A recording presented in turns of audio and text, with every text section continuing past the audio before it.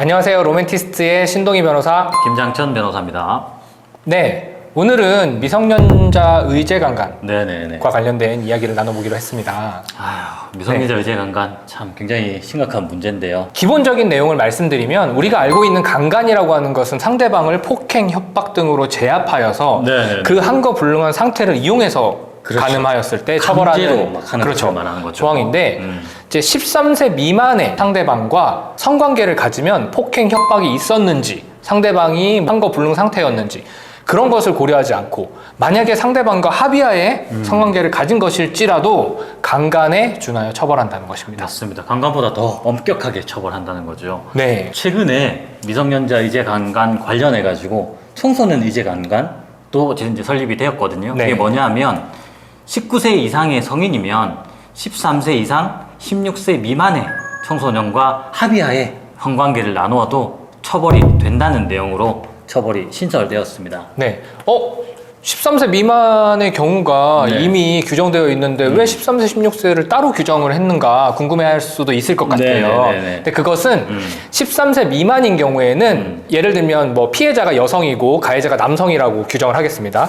여성이 13세 미만일 때는 남성이 뭐 15세든 19세든 40세든 상관없이 다 처벌하는 겁니다. 그렇죠. 그런데 여성이 13세에서 16세 사이일 때는 남성이 19세 이상. 19세 이상일 때만 처벌을 하는 거예요. 그러니까 남성이 만약에 17세다. 그러면 이 규정에는 해당하지 않는 거죠. 그러니까 13세에서 19세 사이끼리 합의하에 성관계를 했다. 그러면 처벌하지 않는 것이고요. 13세에서 16세 사이에 여자든 남자든 있는데 그 사람에 대해서 합의하에 19세 이상 성인이 성관계를 했다라고 하면 처벌을 받는다. 이렇게 생각하시면 될 것 같아요. 그러면 김 변호사님이 네. 다루셨던 사건 중에 미성년자 의제강간, 뭐 청소년 의제강간과 관련된 사건이 있었으면 한 말씀 해주실 수 있을까요? 예전에 네. 미성년자 의제강간 사건을 진행했었던 적이 있었는데 참 말하기도 참 부끄럽습니다. 근데 어떤 사건이었냐면 30대 초중반의 남자가 네. 어플에서 이제 초등학생을 만난 거예요. 근데 초등학생이 먼저 성매매를 제안한 거예요. 어플에서. 그래서 이제 이 놈은 거기에 응해가지고 성매수를 한 거죠. 그리고 나서 직접 찾아가서 합의하에 성관계를 했는데 그 이후에 이 피해 아동이 불특정 다수와 이제 성매수를 하다 보니까 이제 걸린 거예요, 부모님한테. 그래서 부모님이 신고를 해서 경찰은 이제 조사가 온 거예요.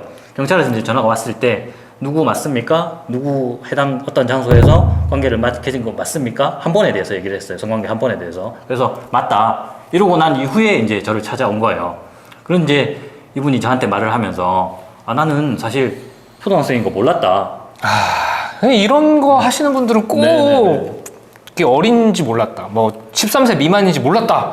라고 얘기하시더라고요. 그래서 그런데 어떻게 몰라? 솔직히 맞아요. 진짜 그러지 마세요, 진짜. 그래서 네. 제가 어떻게 왜 몰랐냐 네. 말을 해보라 하니까 그냥 애가 발육이 좋았고 컸다. 키도 크고 뭐 이랬다. 아 그러냐? 그러면 했던 대화 내용 같은 거 갖고 와봐라.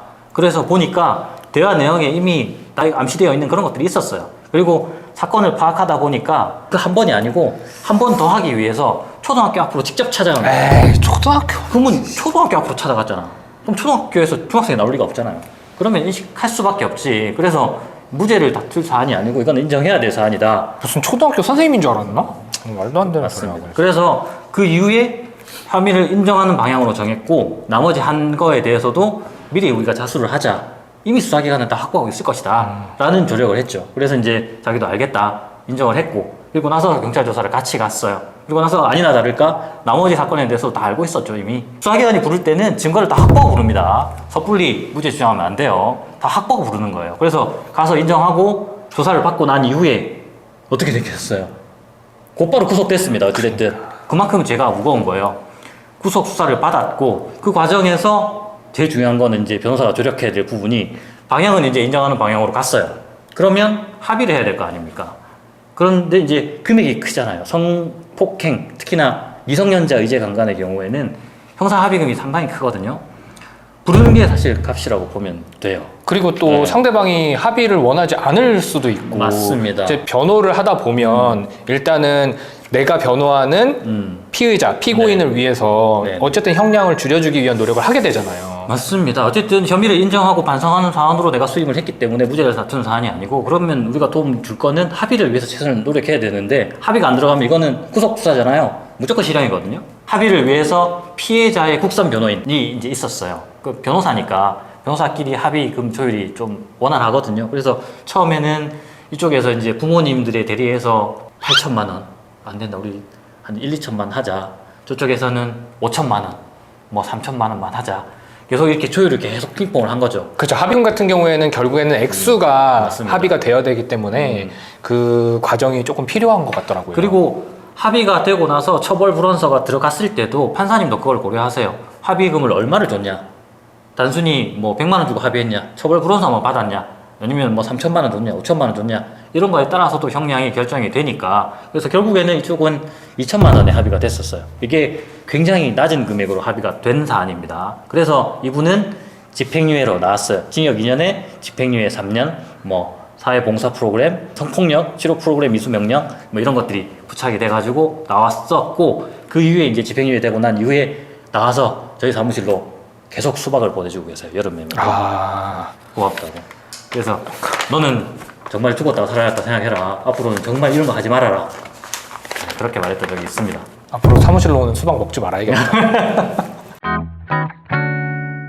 네, 오늘은 미성년자 의제강간을 이야기하면서 새로 도입된 조항인 청소년 의제강간 네네네. 부분에 대해서도 이야기를 나눠봤습니다. 아무래도 이 부분은 좀 명백하게 아셔야 될 것 같아요. 아, 우리는 사랑했기 때문에 뭐 나이가 중요하지 않다라고 할 거 절대 아닙니다. 법이 금지하고 있는 건 다 이유가 있는 것이고 성에 대한 건전한 의식, 우리가 헌법에서 얘기하는 성적 자기결정권이라고 하잖아요. 네네네. 그 결정을 스스로 합리적으로 내릴 수 있는 나이가 될 때까지는 그런 행위를 좀 네. 제어하는 것도 분명히 법이 원하고 있는 결과이기 때문에 네. 그것에 대해서는 당연히 이해하고 순응해 주셔야 될 것 같아요.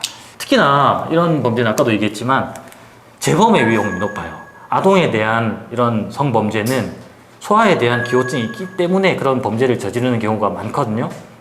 절대로 저질러서도 안 되고 저질렀다면 진심으로 반성하고 재범은 절대 안 됩니다. 그리고 더불어 아까 말한 것처럼 나는 미성년자임을 몰랐다 라고 주장할 때 과연 그 주장이 받아들여질 것인가 여부에 대한 고민을 한 번 더 진지하게 하고 이것을 무죄 주장으로 갈지 내지는 인정하고 반성하는 방향으로 갈지를 결정해야 될 것 같습니다.